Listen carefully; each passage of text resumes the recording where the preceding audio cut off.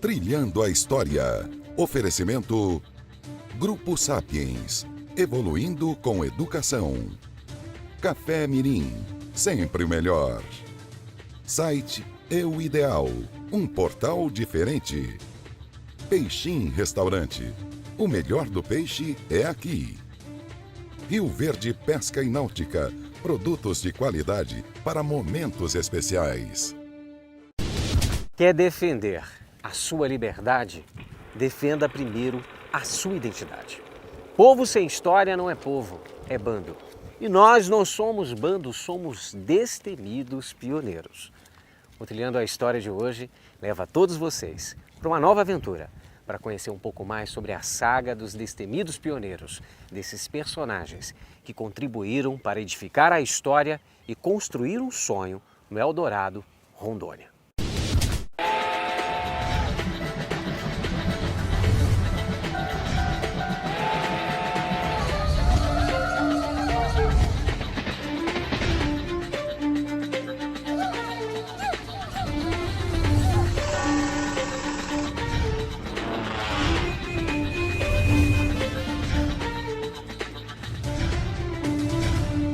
Trilhando a História.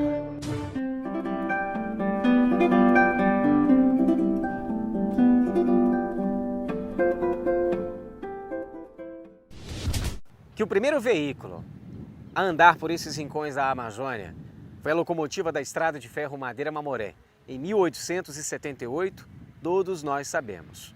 Mas hoje a gente vai dar um rolê, vai trilhar a história com outras duas máquinas para homenagear esses personagens do passado. E para você vivenciar esse saudosismo de ter um Chevette 1975, um Tubarão e um Fusca 1973 do meu amigo José Calixto. Calixto, Fuscão, pronto para trilhar a história? Com certeza, a máquina quente aí, marcando época. Vamos trilhar nossa história, Alex. E vamos lá, você vai curtir um pouco dessa aventura hoje, diferente, sobre 4 rodas, para mostrar para vocês um pouco do que é viver o passado no presente.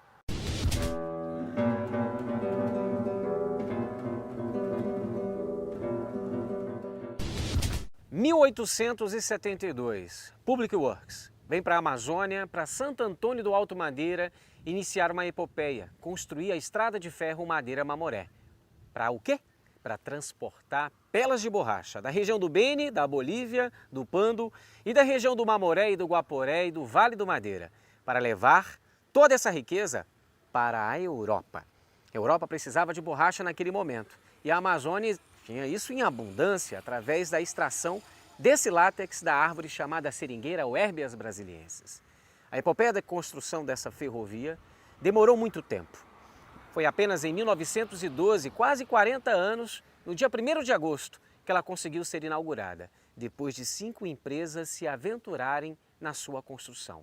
E foi justamente em 1912 que Percival Farquhar consegue concretizar este sonho, só que não mais em Santo Antônio, e sim em Porto Velho, o antigo Porto Velho Militar ou Ponto Velho Militar.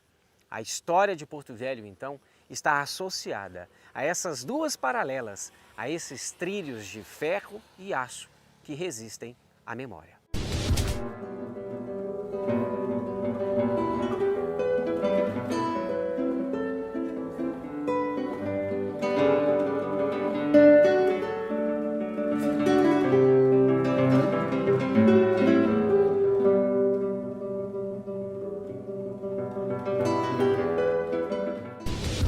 Mais de 52 nacionalidades participaram da construção da Estrada de Ferro Madeira Mamoré. Estima-se que no período entre 1907 e 1912 vieram para cá em torno de 21 mil operários. Mas existe uma lenda em relação à Estrada de Ferro Madeira Mamoré. E essa lenda está associada aos seus mortos, aqueles que tombaram durante a construção e neste desafio. A lenda diz que se você quer ter uma noção de quantas pessoas morreram durante a construção da ferrovia, você conta cada dormente que está aqui. Cada tora dessa que está debaixo dos trilhos seria também a representação de seus mortos. Claro que esse número é difícil de se imaginar, porque daqui até a região de Guajará-Mirim, ponto final da estrada de ferro Madeira-Mamoré, de Porto Velho até lá, são em torno de 366 quilômetros, em torno, então, necessário ter 512 mil dormentes. Em números oficiais, se diz que entre 1907 e 12 morreram 1.500 operários, mas a lenda diz que passaram de 3.000. Além desses operários que morreram durante a construção, não podemos esquecer dos seringueiros, os soldados da borracha. Muitos tombaram também na floresta, mas resistiram, assim como os ferroviários, ao tempo e à história. E parte dessa história você vai conhecer agora. Você precisa ver para saber como é que anda o trem na Madeira Mamoré. Você precisa ver. E nada melhor do que contar a história de Rondônia é falar dos soldados da borracha, dos seringueiros, desses homens que vieram do Nordeste, mais de 100 mil nordestinos vindo para a Amazônia coletar o látex. Calixto, meu amigo, para você é emocionante contar um pouco também dessa história, né? Com certeza, Alex. Meu pai veio para cá na década de 40, no chamamento do soldado da borracha, mas ele ficou trabalhando na estrada de ferro Madeira-Mamoré e teve aquela ligação com a borracha, que ele carregava na locomotiva como condutor as pelas de borracha, carregamento que vinha da Bolívia, Guajará-Mirim, para exportar. Para vocês entenderem, a importância da construção da estrada de ferro Madeira-Mamoré é justamente transportar essas pelas de borracha que eram extraídos da floresta amazônica através da Herbias brasiliensis por esses guerreiros, por esses soldados que morreram, alguns deles aqui na região da Amazônia. Por isso a importância desse monumento.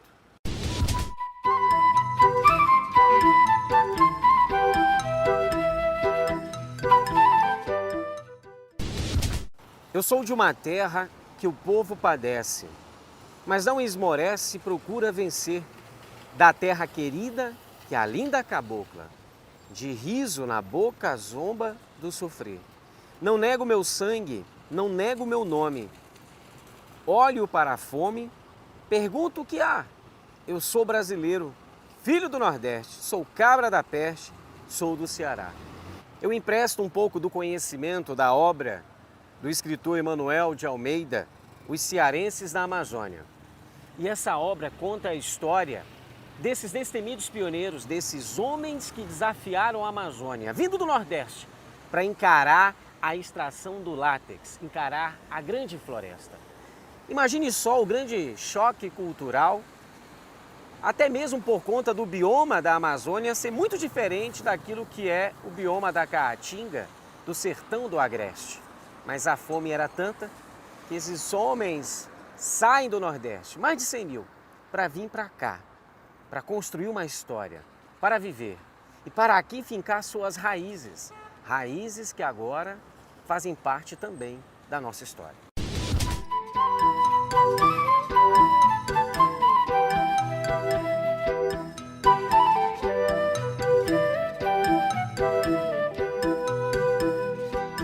Acende o fogo, torra a castanha e limpa o pilão. O que é muito legal nessa estátua e nesse monumento aqui em Porto Velho é que cada detalhe representa a riqueza de um capítulo da nossa história. Aos soldados da borracha, uma imponente estátua que representa não só a luta de um homem, mas de vários homens que deram a vida. E alguns de seus descendentes ainda se encontram aqui em Porto Velho, em Rondônia, como uma lembrança desse soldado da borracha, empunhando sua faca que cortava a seringueira, que sangrava a seringueira, no corte bandeira ou espinha de peixe, e acima dele uma poronga, a lanterna para que eles pudessem visualizar melhor, já que eles cortavam a seringueira, a Herbias brasiliensis, logo na madrugada, por conta da temperatura, para assim facilitar a extração dessa seiva que era o ouro branco da Amazônia, e que depois de passar pelo tapiri e se transformar em pelas de borracha, virava também o ouro negro. Mas negro também era o sofrimento desses homens. Muitos morreram aqui. Aliás, morreram mais soldados da borracha na Amazônia do que soldados da Força Expedicionária Brasileira que foram para a Segunda Guerra Mundial na Itália. E agora vocês vão conhecer cada detalhe que passa às vezes desapercebido dessa estátua. Um porto, velho porto, recordações. Ao pé dessa estátua está a representação de uma droga do sertão da Amazônia, o guaraná. Um estimulante e que no passado era extremamente importante para a economia colonial. Por isso, as entradas e bandeiras, as ações de bandeirantes nessa região foi importante principalmente para extrair a droga do sertão, que era o guaraná, além do urucum, o cacau, que também fazem parte desse acervo. Um outro detalhe muito rico do pé dessa estátua é que abaixo dela está a fisionomia de mais de 50 rostos, faces de seringueiros, com riquezas de detalhe, revelando a identidade de cada um deles, a representação das fisionomias dos nordestinos, dos caboclos e até de bolivianos, estrangeiros que vieram extrair a borracha. E aqui temos o brasão do município de Porto Velho. Brasão este criado pelo historiador e escritor Antônio Cândido, que leva no seu símbolo as Três Marias, as três caixas d'água, representação ali da construção da estrada de ferro Madeira Mamoré. Essa estátua não está apenas na imponência que a ergue, mas também pela riqueza de detalhes da sua base. E a gente queria mostrar isso para vocês. A beleza arquitetônica, o trabalho do artista Bruno Souza, mas também a delicadeza que ele encontrou para representar o esforço e a força bruta desses destemidos pioneiros. Em vez de canoas, surgiram chatas, navios cargueiros de alto calado, e o trem apitava, pegando carga no plano inclinado. E o velho do porto não é mais tranquilo. Depois de conhecer um pouco da história desses personagens representados nessa estátua, dos destemidos pioneiros soldados da borracha, a gente sai aqui desse monumento para contar um pouco mais da história de Rondônia e de Porto Velho em um outro ponto histórico, aquilo que representa a história e as raízes do nosso povo.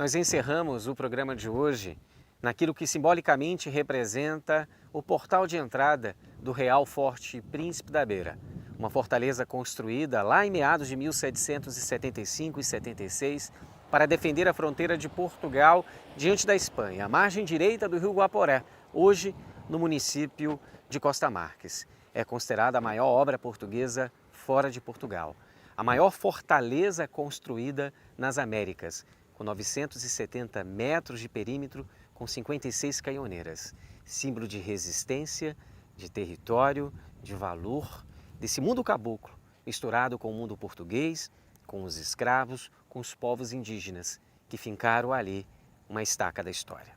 Espero que todos vocês tenham gostado do Trilhando a História de hoje. Aguardo todos vocês na próxima semana para trilhar mais uma história.